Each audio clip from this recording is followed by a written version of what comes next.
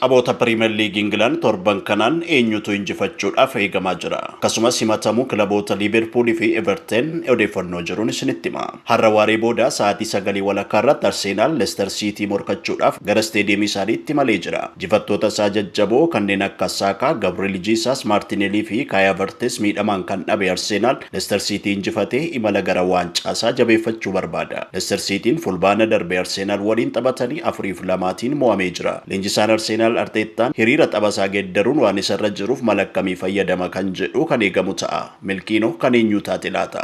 Har'a galgala sa'aatii 12 irratti ammoo ga'umsa gaariirra kan jiru Newcastle United gara Etihad imalee Manchester City waliin morkii taasisa. Manchester Cityin torban kana Real Madridin qe'eesaatti kan injifatame har'a injifannootti deebi'ee morkii Championshipii fi hamilee haaraa horachuu barbaada. Newcastle garuu Premier League keessatti isteediyeemii Etihaditti injifatee hin beeku. Bu'aan isaa inni gaariin daawwannaa 20 keessaa 2 qixa ba'uu isaati. Haa ta'u malee tapha sanbatarraa kanaan Manchester Cityin injifachuu danda'amoo laata? Taphni biroon ammoo kan Aston Villa fi Ipswich sa'aatii 12 irratti waliin morkatanidha. Aston Villaan akkuma kana FA Cup irratti Tottenhamin mo'atee darbee jira. Haa ta'u malee taphoota Premier League sadan darbaniin Arsenaalii fi West Ham waliin wal qixa ba'anii Wolvesin ammoo mo'amanii jiru. Sa'aatiidhuma wal fakkaataa 12tti ammoo Fulham Nottingham Forest waliin, Southampton Bournemouth waliin, Brentford West Ham waliin kan morkatan ta'a. Sa'aatii 2 walakkaatti ammoo Crystal Palace kilaba Everton kan torban kana Liverpool waliin qabxii qooddatee Everton waliin morkiin taasisan kan eegamu ta'a. Boruu dilbata sa'aatii 11tti ammoo dursaan liigichaa Liverpool Wolves waliin ni morkata.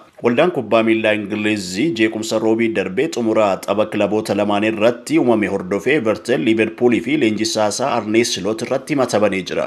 Tapha Goodison Park irratti darbii kilaboota lamaanii geggeeffame irratti kilaboonni kunneen taphattoota isaanii amala gaarii hin taane akka hin argisiifneef hin hojjenne jechuudhaan himanni isaan irratti banamee jira. Leenjisaan Liverpool Arne Slot murteessaa taphichaa Mike Oliver waliin yeroo dubbatan amala gaarii hin argisiifne arrabsaniiru yookaan jecha namatti hin tolle fayyadamaniiru himata jedhutu irratti dhiyaate. Gargaaraan leenjisaa Liverpool Sipke Hulshoof osoo kaardii diimaa hin kennaminiif duras ta'e booda amala namatti hin tolle agarsiiseera jedhamuudhaan himatamee jira. Himata isaan irratti dhiyaateef kilaboonni lameenii fi leenjistoonni Liverpool deebii akka kennaniif guyyaan hanga gurraandhala 19tti kennameefii jira. Jalqaba Arne Slot tapha lamaaf adabameera jedhamus Premier League'n deebisee maxxansicha kaasee jira. Arne Slot adeemsarra jira, murtee isaanii nan kabaja jechuudhaan deebii kennee jira. Slotii fi gargaaraan isaanii taphoota kan dursine adabamu moo adabbiin biraas isaan irratti kennama kan jedhu eegamaa jira. Boruu galgala sa'aatii 1 walakkaatti ammoo Tottenham Manchester United waliin morkiin taasisan ni eegama.